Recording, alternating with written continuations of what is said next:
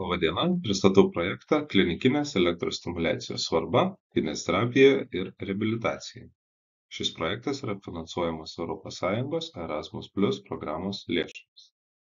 Projekto partneriai: Turkijoje esantis Pamukkale universitetas, Hatay Mustafa Kemal universitetas, Baškent universitetas, Suleiman Demirel universitetas ir Burdur Mehmet Akif Ersoy universitetas. Rumunijoje šį projektą atstovauja Krajovos universitetas, o Lietuvoje Šiaulių valstybinė kolegija. Taip pat šio projekto partneriai yra Turkijos, Rumunijos, Lietuvos ir Estijos kineziterapeutų draugijos ir asociacijos. Pirmajame modulyje sveikų ir denervuotų raumenų fiziologija pradėsime paskaitą regeneruotų nervų fiziologija. Tai šios paskaitos medžiagą parengė Suleiman Demirel universiteto ir Mus Alparslan universiteto lektoriai, tai daktaras Mehmetas Duray ir daktarė Gökhan Bayram. Pristatau šią medžiagą aš, Šiaulių valstybinės kolegijos sveikatos priežiūros fakulteto reabilitacijos katedros lektorius Dovydas Giedrimas. Taigi, apie regeneraciją, tai ankstyvoje stadijoje pasireiškiantys regeneraciniai reiškiniai. Po Valero degeneracijos vyksta aksonų regeneracija ir aksonų migracija, ląstelės kūno apimties padidėjimas ir po to vyksta geno ekspresijos pakeitimas, siekiant pradėti regeneraciją signalais iš pažeidimo vietos. Antidrominis elektrinis aktyvumas – pirmasis signalas, kurį neuroninė ląstelė gauna iš pažeidimo vietos, gali atidaryti kalcio kanalus po ląstelinės pralaidos. Ir prasideda genų ir baltymų ekspresijos diferenciacija. Taigi vyksta ankstyvieji regeneraciniai reiškiniai, o kitame regeneraciniame etape naujai sintetintų struktūrinių baltymų pernaša vyksta ląstelės kūne į kelias iš centrinio aksono išsišakojančias galūnėles. Švano ląstelės ilgainiui lėtina nervų ataugimą po pažeidimo. Ląstelių gebėjimas atauginti nervus taip pat priklauso nuo atstumo tarp nervų galūnėlių. Tai reiškia, kad nervų regeneracijos ir funkcijos atstatymo kovoje laikas yra paciento priešas. Viskas turėtų vykti kiek įmanoma greičiau. Taigi, gydymo mechanizmas. Tęsiamas mielino dangos ir su mielinu siejamų glikobaltymų šalinimas. Pirmasis valandas po pažeidimo švano ląstelės į pažeidimo vietą išskiria fosfolipazinių ekspresijų ir naikina mieliną. Taigi, o po to pašalinus jau atliekas, tai švano ląstelės susirikiuoja į Bungnerio juostas ir taip sudaromos tinkamos sąlygos, tinkama aplinka regeneracijai prasidėti. Vienas iš atsistatymo mechanizmų yra gydymas kamieninėmis ląstelėmis. Tai jos ypatingos tom, kad kamieninės ląstelės gali persiformuoti, tapti bet kuria kūne esančia ir kūnui reikalinga ląstelė. Tai esant tinkamoms aplinkos sąlygoms, jos plinta ir diferencijuojasi į reikiamą ląstelių tipą. Jos palaiko pažeistos vietos regeneracinę terpę, atkuria pažeistus neuronus ir daugina glijos paraminių ląstelių kiekį. Taigi pažeidimo vietoje atsistatymo metu vyksta neurocheminiai procesai ir išsiskiria įvairūs neurocheminiai veiksniai. O jie visi kartu siekia išgyventi, augti ir nukreipti nervus, kurie bando atsikurti, kad ta regeneracija vyktų sklandžiai. Išsiskiria įvairūs faktoriai. Tai VEGF, fibroblastų augimo faktorius, glijos ląstelių neurotrofinis faktorius, nervo augimo faktorius, neuroregulinai ir IL-1 ir IL-6 medžiagos. Savaičių bėgyje nervo skaidulos atsikuria į proksimalinę ir retrogradinę degeneracijos sritį. Tai aksonų augimas gausiau pasireiškia pas vyrus, aksonų gebėjimas atsikurti, senstant vienaip ar kitaip išlieka. Atsikurti pradėję aksonai tiesiasi link tikslinio audinio arba distalinio nervo trimis skirtingais būdais. Vienas iš jų, kad išsitęsia, išilgėja centrinį aksoną gaubiančiose švano ląstelių vamzdeliuose.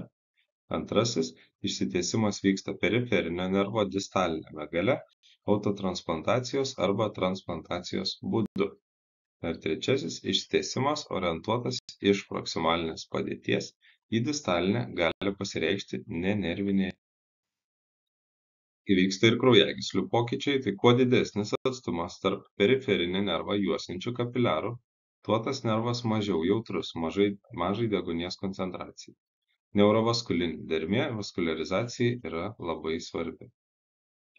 Mielino dangos regeneracija. Periferinių nervų mielino sudėtyje yra molekulių kaip su mielinu susijęs glikobaltymas, kuris stabdo sutrikdyto aksonų vystymąsi. Norint greitos regeneracijos, būtina kuo skubiau pašalinti mielino dangą, kas ir vyksta iš tikrųjų po valerodegeneracijos pažeidimo vietoje. Kamieninės ląstelės virsta į švano ląsteles panašiomis ląstelėmis galinčiomis mielinu padengti atsikuriančius periferinius nervus. Taigi, išskiriami augimo faktoriai. Tai neurotrofinas 3, jisai skatina periferinių nervų ataugų išaugimą. Smegenyse kylantis ir neuroninio augimo faktoriai nedaro įtakos periferinių nervų regeneracijai. Melatonino išskirimas, jisai stimuliuoja aksonų regeneraciją. Glijos ląstelių neurotrofinis faktorius ir neurotrofinas 4,5 skatina regeneraciją ir gausina atsikūrusių aksonų skaičių. Doksorubicinas pažeidimo vietoje panaudotas chemoterapijos produktas sumažina randinio audinio formavimosi indeksą ir rando. Elektrofiziologiniai matavimai gali padėti nustatyti nervų pažeidimo dydį ir laipsnį. Tai jeigu yra visiškas nervų pažeidimas, visiška degeneracija, tai naudojant paradinę srovę neįmanoma gauti susitraukimo atsako arba išgauti raumens motorinį atsaką.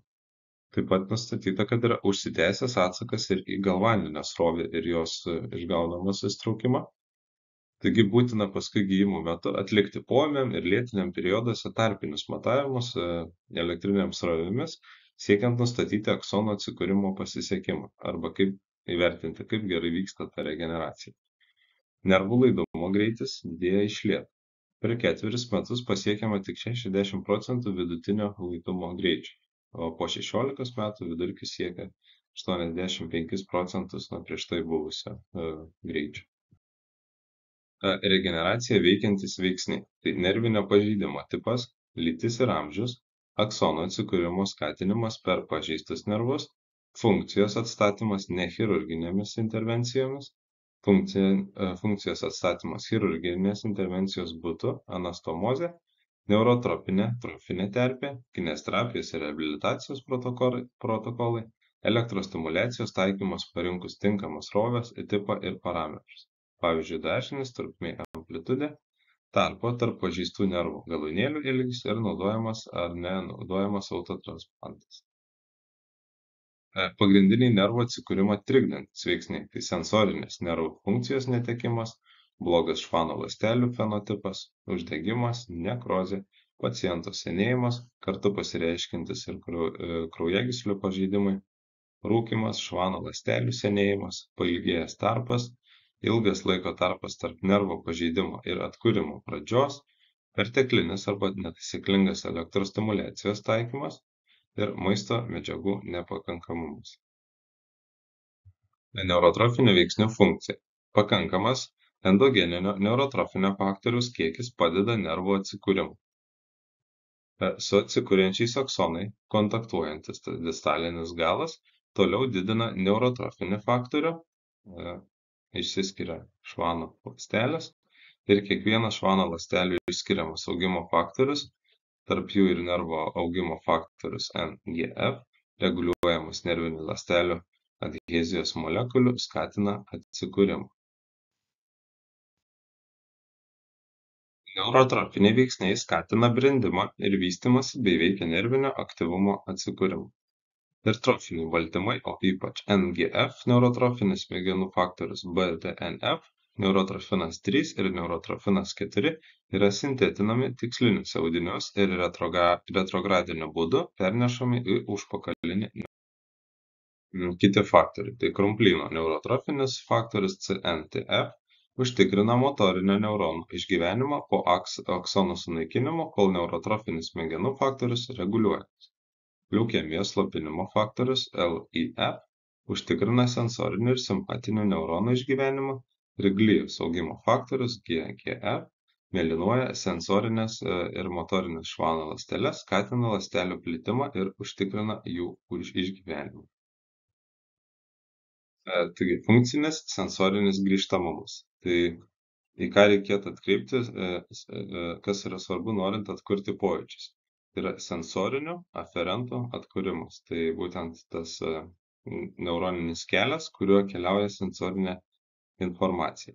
Taip pat svarbu raumenų funkcijos koordinacija, refleksų ir tonuso reguliavimas.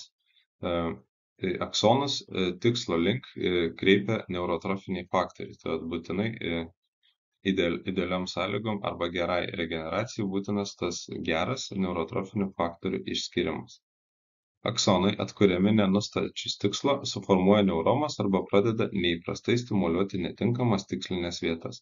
Tai jeigu nėra pakankamai inervacijos geros į tikslą arba ta funkcija, kuri buvo pažeista, nėra pakankamai skatinama, tai neuronai ir neišsidėsto, neatsistato būtent šitam tikslui, kurį mes ir skatinam, o jisai tiesiog padrikas toks vyksta, tai gali tada atsirasti jau chaotiškas toksai signalų plitimas, nebūtinai ten, kur jisai ir turi nukeliauti. Autonominių skaidulų aktyvavimas, padidėjęs jautrinimas.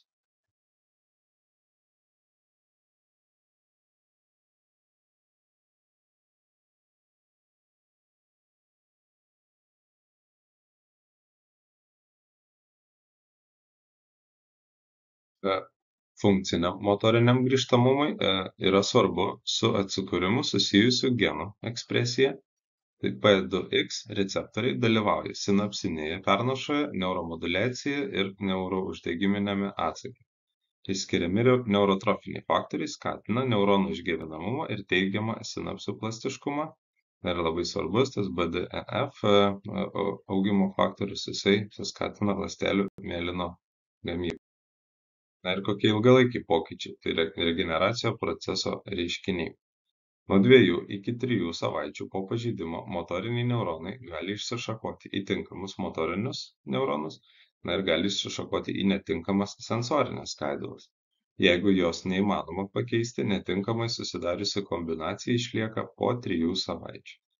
Kai 2 savaičių eigoje motoriniams neuronams būdingų neurotrofinių faktorių RNR lygis pasiekia didžiausią vertę, nepakitę motoriniai neuronai 10 savaičių eigoje išsišakoja link tinkamo motorinio neurono. Tai neuroplastiškumo, regeneracinio proceso pokyčiai ir kas vyksta tuo metu. Tai vyksta nuolatiniai ir staigus pokyčiai, tinkamas ir netinkamas aksonų šakojimasis, kompensuojamasis procesas įvykus klaidingam inervavimui ir visa tai vadinama denervavimo plastiškumu. Tai yra neigiamas dalykas, labai neigiamai paveikia regeneraciją. Taigi vykstant regeneracijai, anterogradinis ir retrogradinis laidumas padeda naujiems aksonams formuotis, augti, ilgėti ir rinktis kryptį. Kamieninės ląstelės, virstančios į švanų ląsteles panašiomis struktūromis, didina neuronų išgyvenamumą, intensyvi baltymų sintezė padeda vystytis augimo kūgiams, kurie savo ruožtu padeda aksonams šakotis.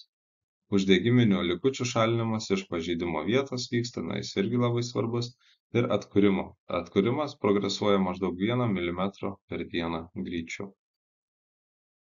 Energijos suvartojimas ir mitochondrinis elgesys. Tai aksonas pradeda demonstruoti didelę atkuriamąją gebą regeneracijos procese, tada didėja mitochondrinis tankis, jos gamina daugiau energijos, dėl to mažėja oksidacinė pažeida. Na ir didėjant mitochondrijų dalymuisi, didėja mitochondrinė geba, jų pajėgumas didėja ir tai spartina aksonų gijimą. Na, o jeigu užsitęsia regeneracija, tai arba denervacija irgi užsitęsia, tai prasideda distalinio galo kolagenizacija, motorinės plokštelės netekimas, susiformuojęs fibrozinis audinys, jungiamojo audinio išvešėjimas, o visa tai mažina atsikūrimo potencialą. Jeigu aksotomija užsitęsia ir perauga į lėtinę, neurono atsikūrimo geba sumažėja 33% nuo įprastosios 6 mėnesių laikotarpio gebos. Ir ilgalaikė denervacija tai yra viena didžiausių kliūčių siekiant atstatyti funkciją. Čia matome šaltinių sąrašą, kuriuo remiantis buvo sudaryta šios paskaitos medžiaga. Ir pristatau projekto dalyvius, kurie yra atsakingi už šio projekto įgyvendinimą, medžiagos surinkimą ir pateikimą jums paskaitų formatu. Taigi, ačiū už dėmesį.